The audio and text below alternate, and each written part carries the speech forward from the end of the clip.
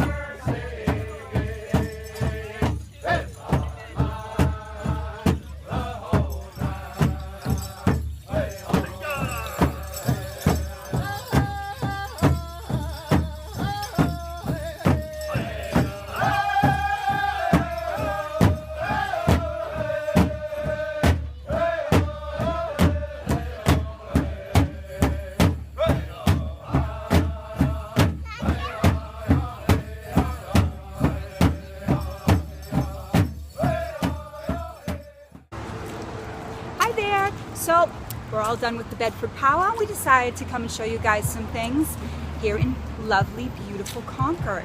It's the next town over from Bedford. It was only 15 minutes away from the powwow, so we decided, let's check it out. And Something else I want to show you. Look, fall's happening. Don't you love it? Best time here to be in New England is in the fall. Even though it's not officially fall yet, it's happening. So in Concord, what are we going to go check out?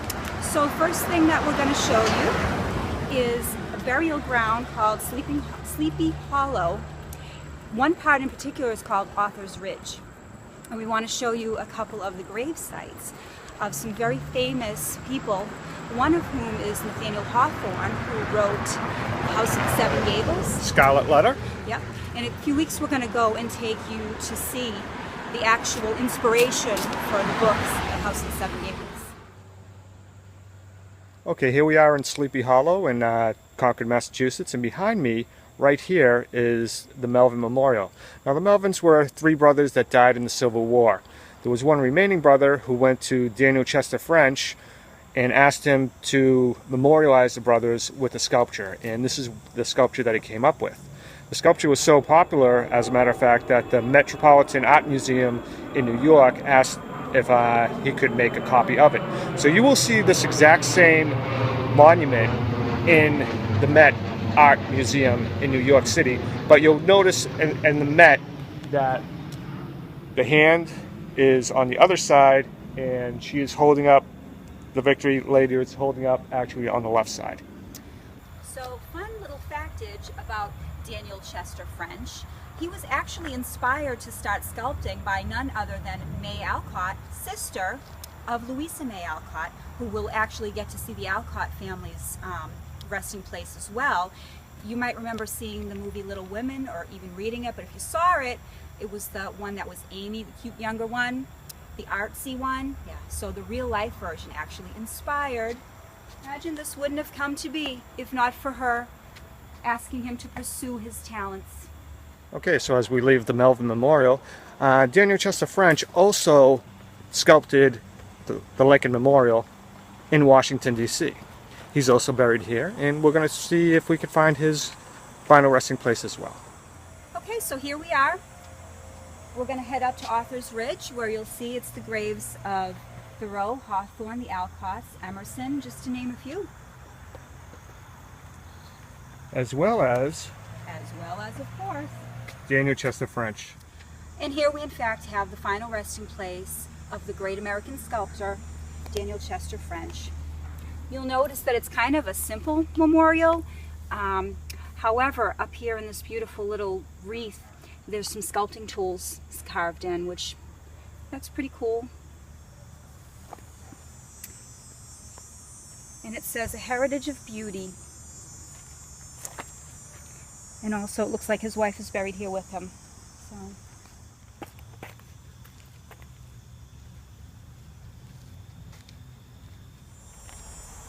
So here we have the final resting place. As you can see, the Thoreau family, most famous of which is Henry David Thoreau. And he was famous for his writings. One of them in particular that I love is called Autumnal Tints, which it's really a pretty awesome account of life in New England in the fall back in the 1800s. And here's the final resting place of Nathaniel Hawthorne.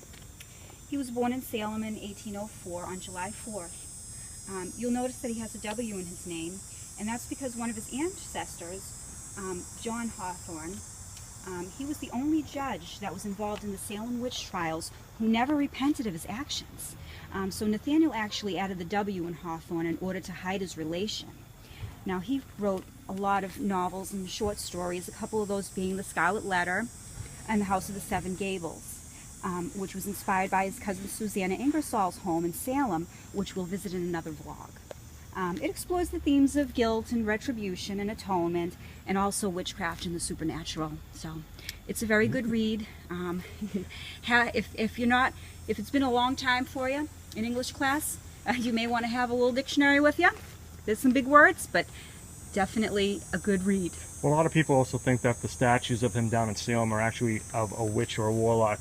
It's not. It's actually of Nathaniel Hawthorne. The clothes of the time. Yeah. You know. So people may think that it's a witch or a warlock. It's not. It's actually Nathaniel Hawthorne. Mm-hmm. Okay. And here we have the final resting place of the Alcotts. Most famous of which being Louisa May. And here's her little marker.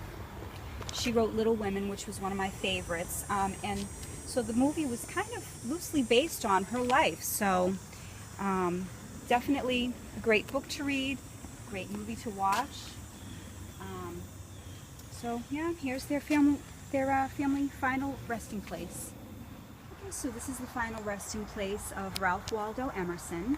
And he was the founder of the Transcendental Movement. And this was a philosophical movement that protested the general state of intellectualism and spirituality. The core belief was that people were at their best when they were truly self-reliant and independent. They believed that society and its institutions, particularly organized religions and political parties, corrupted the purity of an individual. So here we have the final resting place of Ephraim Wales Bull. I'm not really sure the pronunciation, if it's Ephraim or Ephraim. He was actually the originator of the Concord grape. And who hasn't had Concord grape jelly and peanut butter sandwiches? And as you can see, sadly, it says on his epitaph, he sowed, others reaped, because after he started selling his seedlings to the other local farmers, they started growing them and making all kinds of money. And sadly, he didn't really make very much money off of the grapes that he actually, he sort of, whatever farmers do, he made it so that grapes could actually thrive in the harsh New England climate. So, rest in peace, Ephraim. But thank you for the grape jelly. We love your jellies. We do. Okay, so we're ready to go, or are we going anywhere else? We're going one more place. We're going to go check out the Old Manse, which was home of Nathaniel Hawthorne. And you know who else? Who? You don't know? Ralph Waldo Emerson. Of course. Who else? I mean... He lived there as well, so we're going to go and check it out.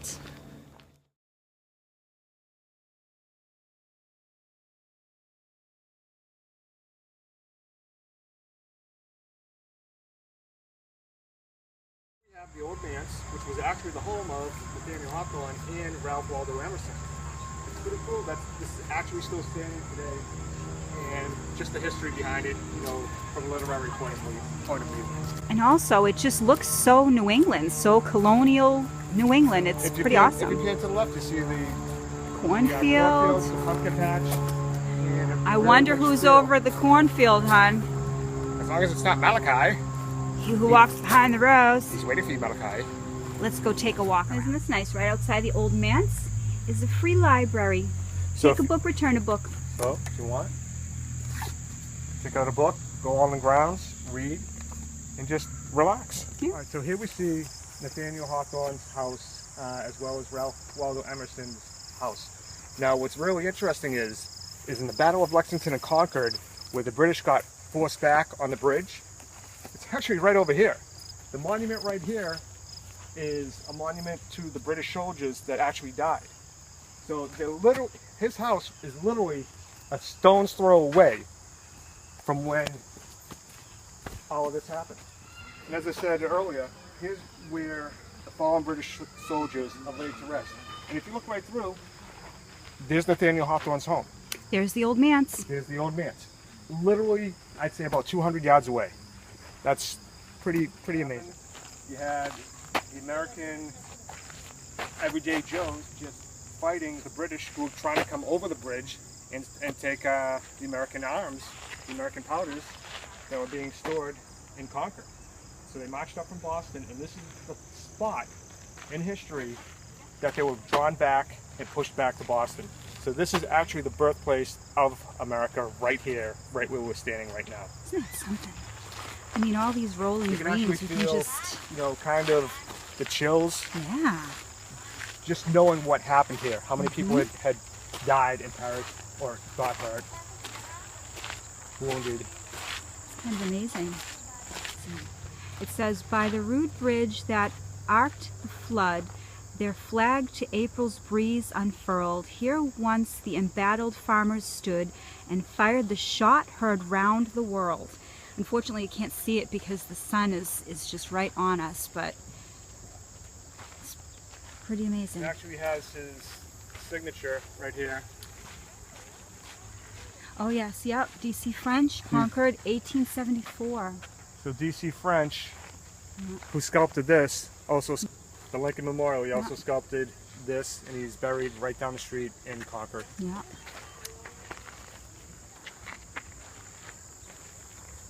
You know, you almost get an eerie feeling walking over here because, like Swifty was saying, all the soldiers that fought and died here. They were just regular farmers. Yeah. They were just regular people. They weren't trained in battle. They were just trained to hunt for their food. That's all they were using their guns for. Yeah. So here we are. We couldn't leave the Concord, Lexington area without coming to the Orchard House, the family home of the Alcotts. Excuse me. And look at how pretty it looks. You can just see how it was definitely an inspiration for Louisa May to write her book, Little Women. This is actually a pretty awesome colonial house for the time. Let's see. Hi there. Hi.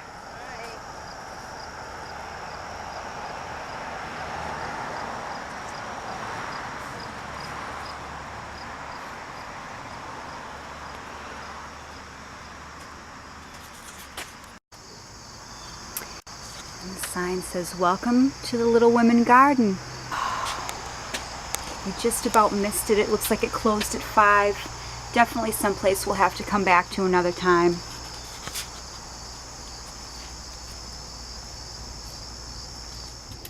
So we had a really fun afternoon showing you all around Bedford and Concord and Lexington. I really wish we could have made it to the Louisa May Alcott home before it was closed, but we got off to a late start today. They close at 5 o'clock on the weekends. It's 5:45 now. The grounds crew were nice enough to let us, you know, at least take a walk around the property. A lot of times they could just say, you know what, scat, come back tomorrow. But they were nice enough to let us take some pictures. So it looks like we're off to home. Yes, so we did a lot today. Hopefully you guys liked what you saw. We like going around New England, different places of historical sites, just going out to have some fun. If you like what you see, hit the subscribe button. Next week, what do we got going on? Next week, we're actually going to Fluff Fest in Somerville. It's the 100th anniversary of Fluff, so that should be a fun one. Yep. And we're going to a corn maze. Okay, until next week. Some New England fun for the fall. Until next week, it's Swifty and Donna. Bye.